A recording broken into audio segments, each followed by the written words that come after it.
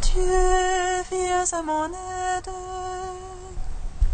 Seigneur, viens vite à mon secours. Gloire au Père, au Fils, au Saint-Esprit, maintenant et toujours. Dans le ciel des ciels, Amen. Alléluia.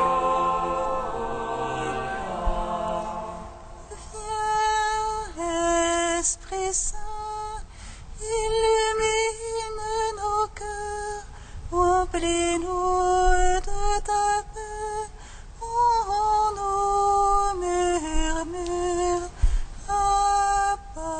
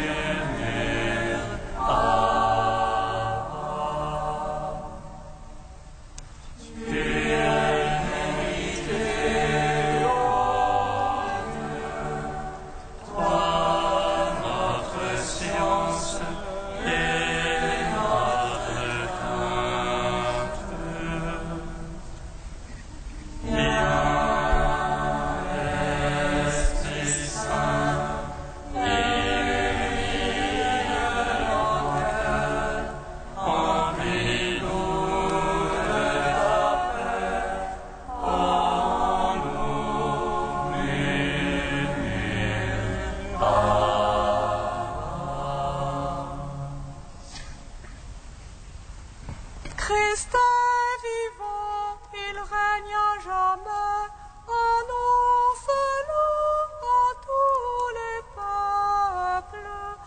Alléluia, Alléluia. Christ est vivant, il règne à jamais, annoncez-le à tous les peuples. Alléluia, Alléluia.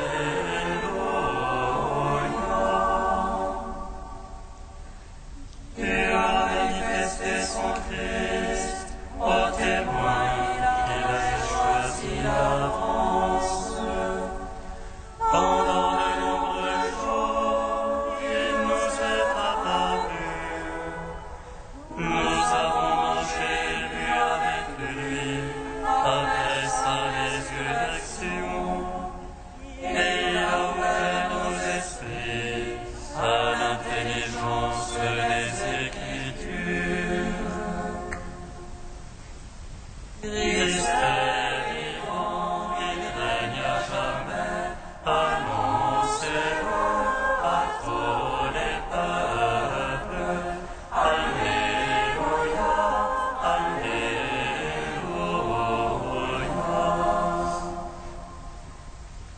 Comme le Père l'a envoyé, moi aussi je vous envoie.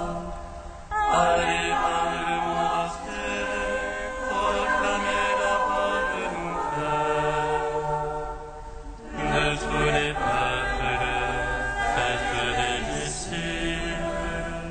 Voici que je suis avec vous jusqu'à la fin du monde. Christ est vivant, il règne à jamais. Annoncez-le à tous les peuples. Alléluia, Alléluia.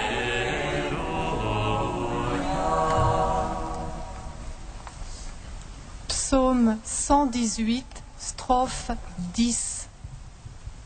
La lumière a jailli au bateau de ta Pâques, au grand soleil levant. Tu as délivré les captifs de la mort. Alléluia. La lumière a jailli au matin de ta Pâques, au Christ soleil levant. Tu as délivré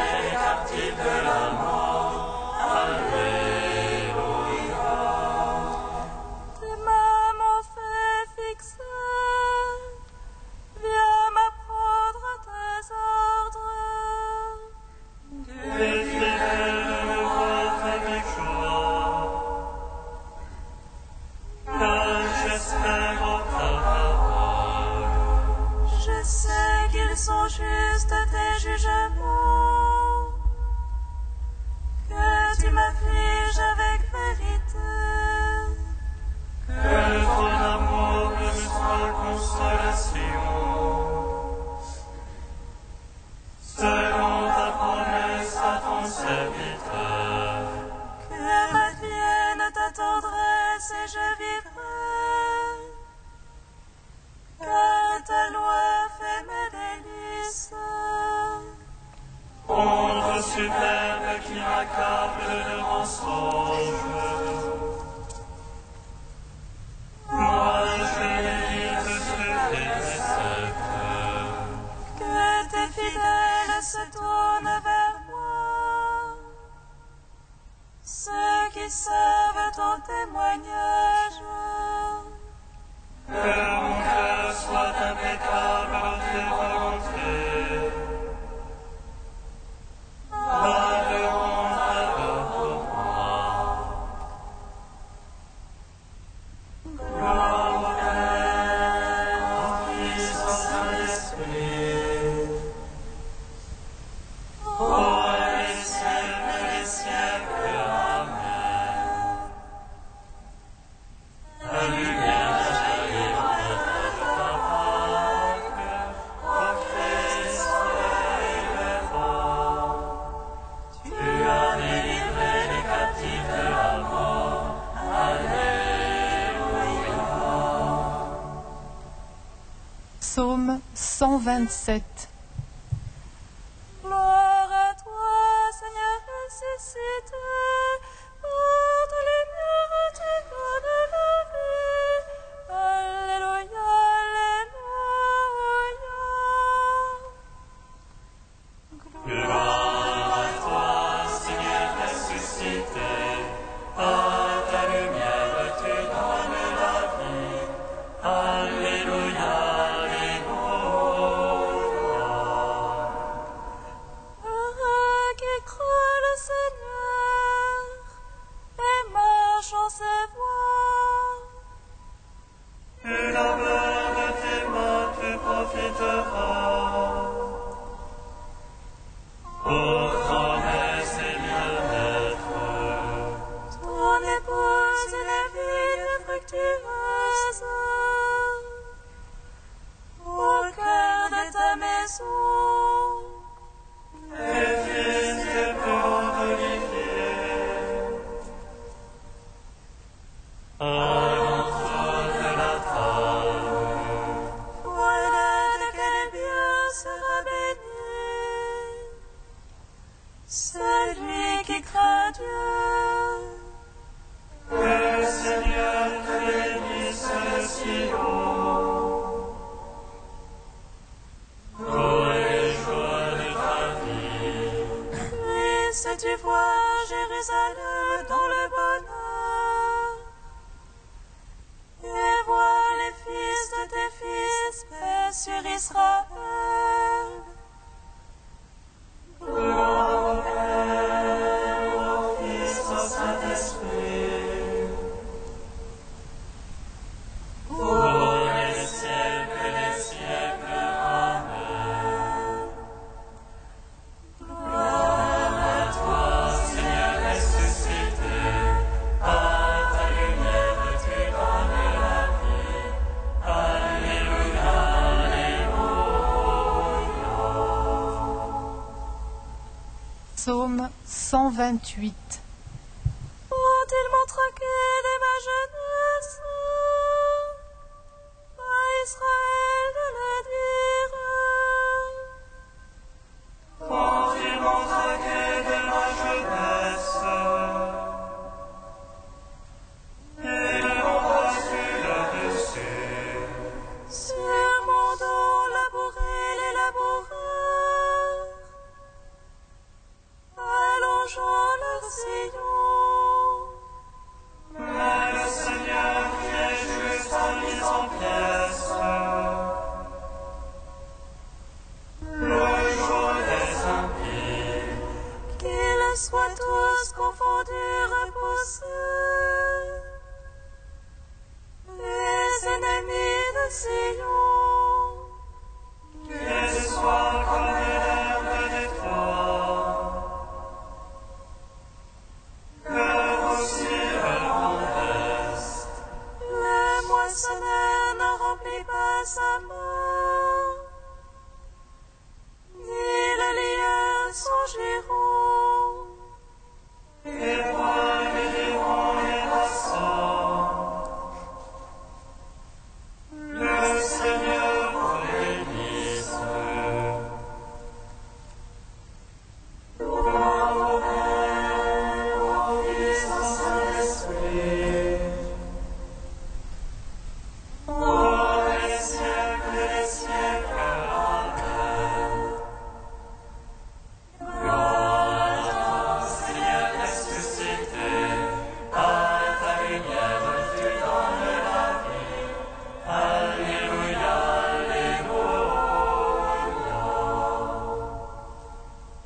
Cantique d'Isaïe, page 298.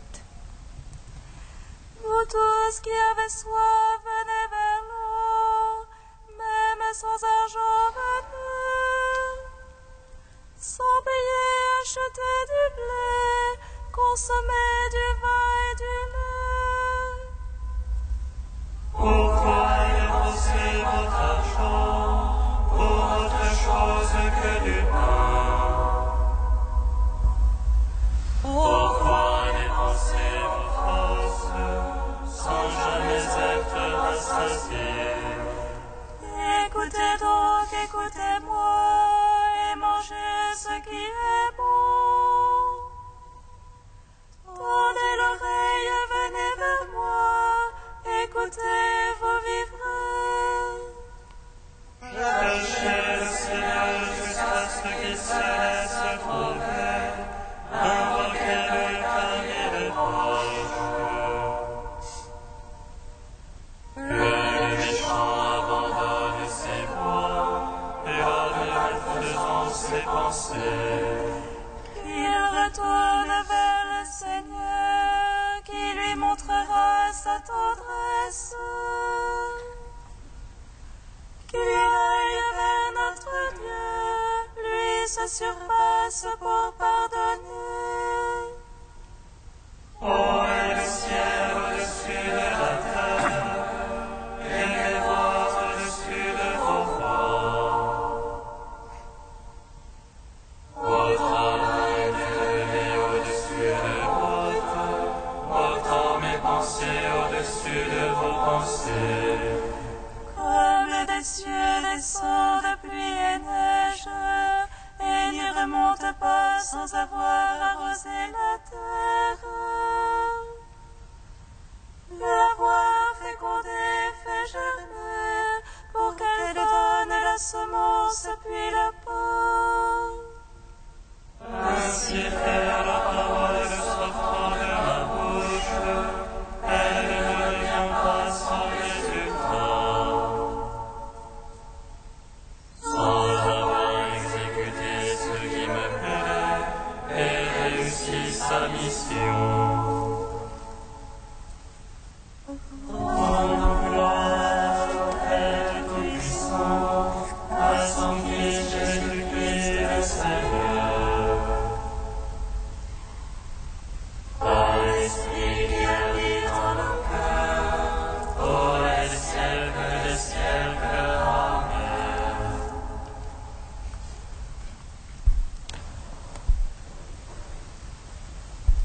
Du Père Duruel, la résurrection du Christ, mystère filial. Le mystère pascal est sommé de la divine filiation. Paul distingue deux phases dans l'existence de Jésus. L'une s'intègre dans l'histoire d'Israël, l'autre est d'ordre eschatologique et universel.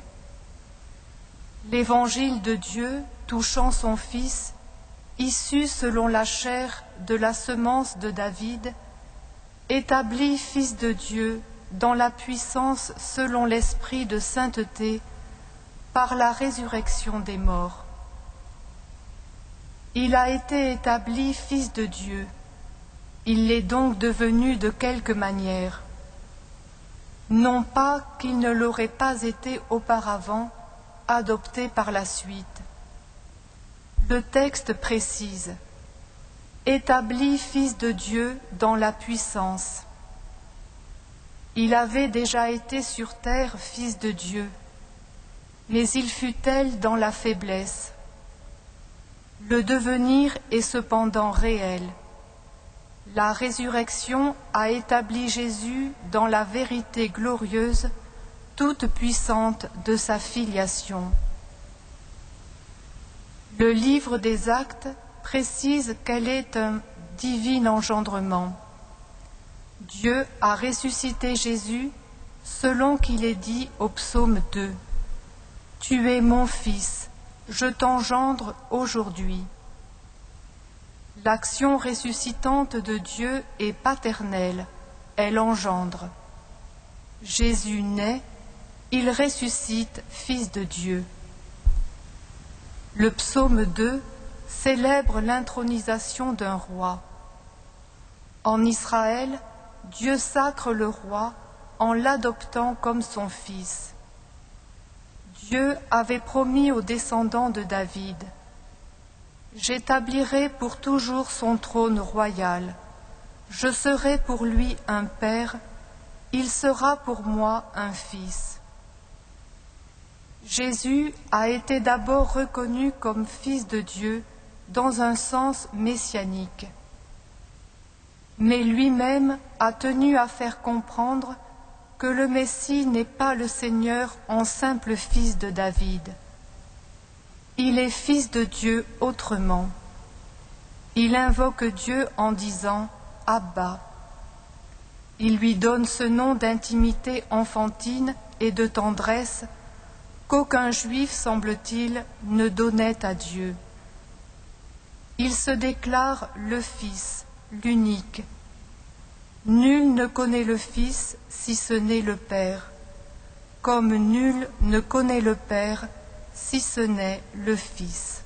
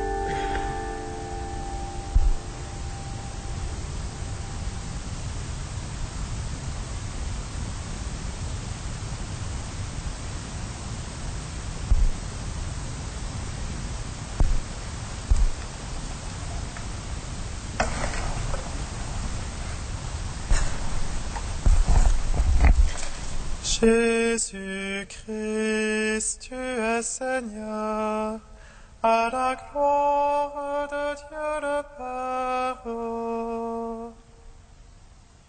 Jésus-Christ, tu es Seigneur, à la gloire de Dieu le Père. C'est Jésus que Dieu, par sa puissance, a élevé en faisant de lui le chef, le sauveur, pour apporter à Israël la conversion et le pardon des péchés.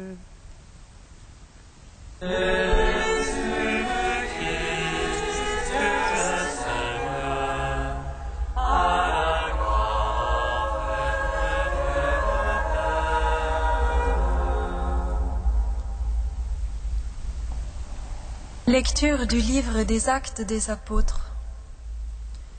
Le commandant de la garde du temple amena les apôtres devant le grand conseil, et le grand prêtre les interrogea. « Nous vous avions formellement interdit d'enseigner le nom de cet homme-là, et voilà que vous remplissez Jérusalem de votre enseignement. Voulez-vous donc faire retomber sur nous le sang de cet homme ?» Pierre, avec les apôtres, répondit alors « Il faut obéir à Dieu plutôt qu'aux hommes. Le Dieu de nos pères a ressuscité Jésus, que vous aviez exécuté en le pendant au bois du supplice. C'est lui que Dieu, par sa puissance, a élevé, en faisant de lui le chef, le sauveur, pour apporter à Israël la conversion et le pardon des péchés. Quant à nous, nous sommes les témoins de tout cela, avec l'Esprit Saint, que Dieu a donné à ceux qui lui obéissent. En entendant les apôtres parler ainsi, les membres du Grand Conseil, exaspérés, projetaient de le faire mourir.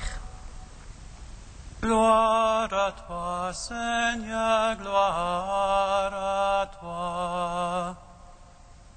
Gloire à toi, Seigneur, gloire à toi.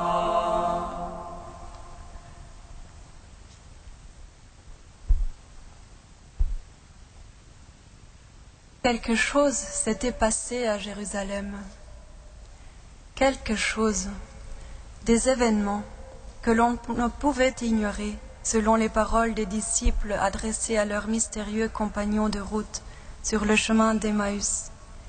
Et pourtant, ce qui s'était passé n'avait pas encore retourné leur cœur pour les faire passer de la tristesse et de leurs propres attentes toujours trop petites à la joie de la rencontre avec le ressuscité.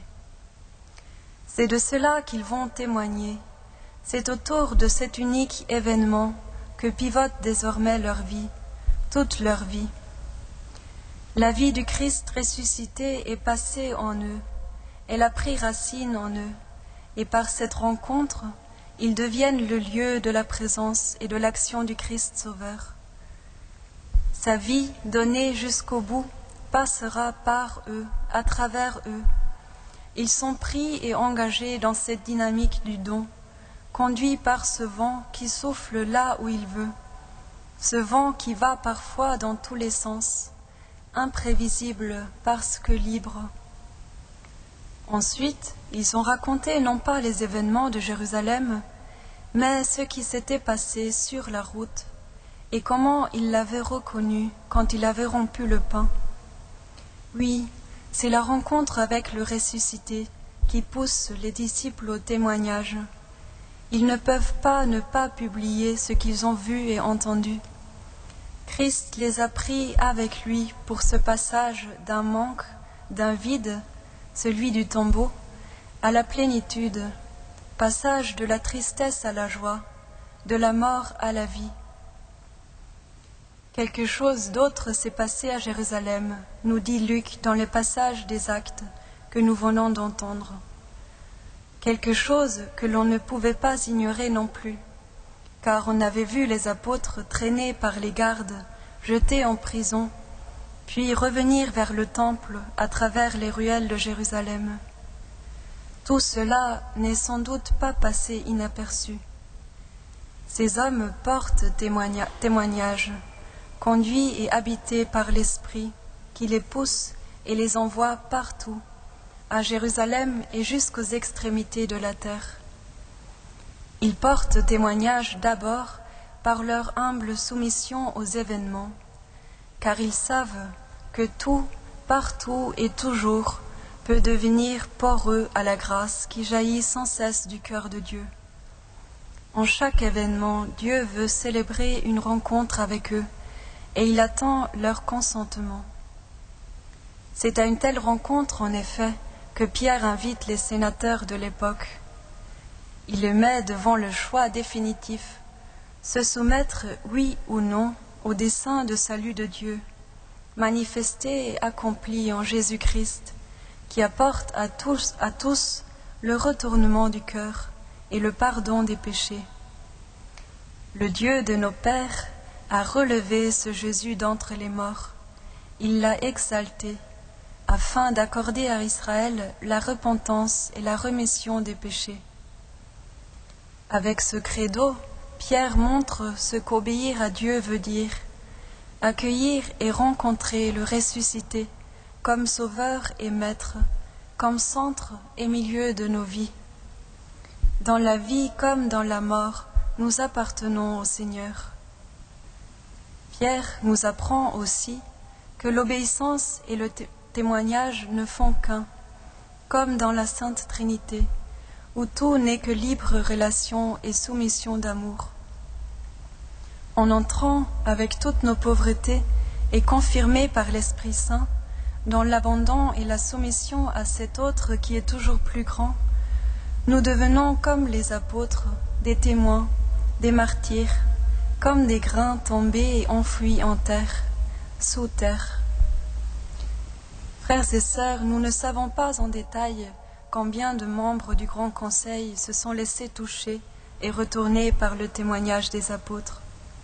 Mais nous croyons que quelqu'un est en train de les faire passer de la mort à la vie, du refus et de l'insoumission à l'abandon confiant, de la loi à la grâce, car rien n'est impossible à Dieu.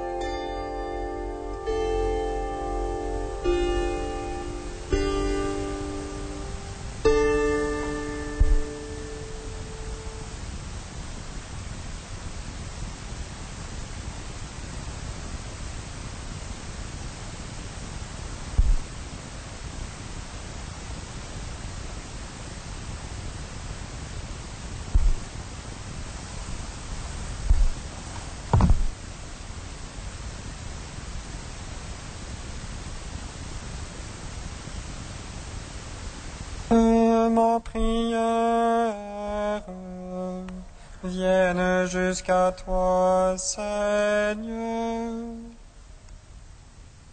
Que ma prière vienne jusqu'à toi, Seigneur. Seigneur, nous te prions pour les personnes qui travaillent dans notre ville. Confirme l'ouvrage de leurs mains.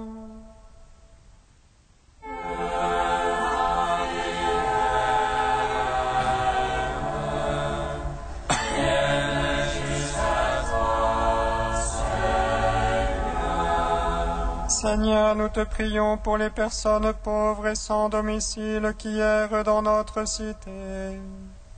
Mets des mains secourables sur leur route. Que ma prière vienne jusqu'à toi, Seigneur. Seigneur, nous te prions pour les visiteurs et les touristes qui découvrent notre ville. Que ces beautés les rapprochent de toi.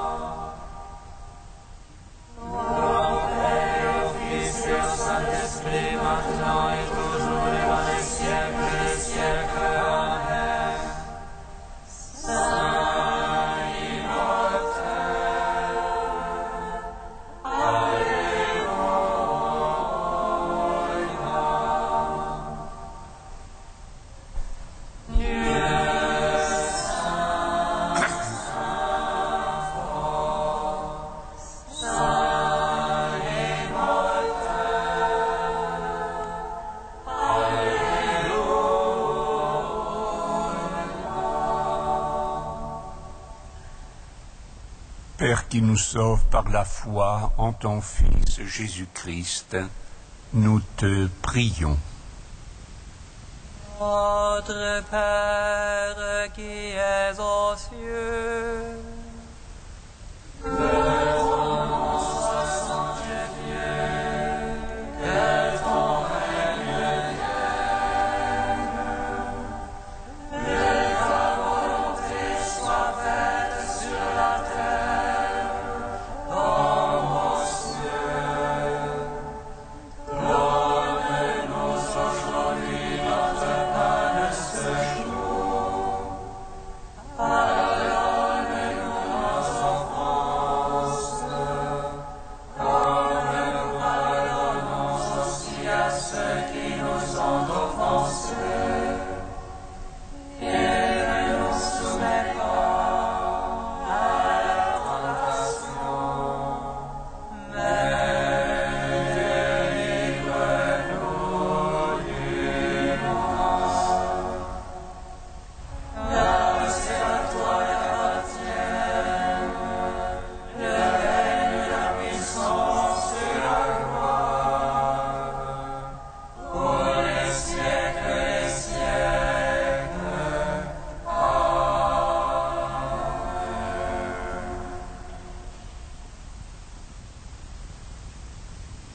Prions le Seigneur.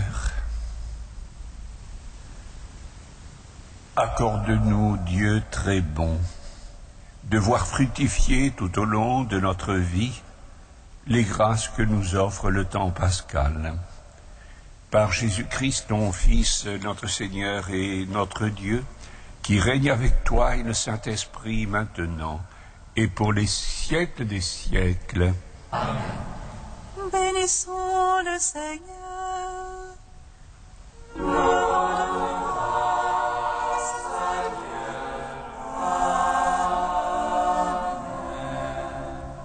Regina Celi,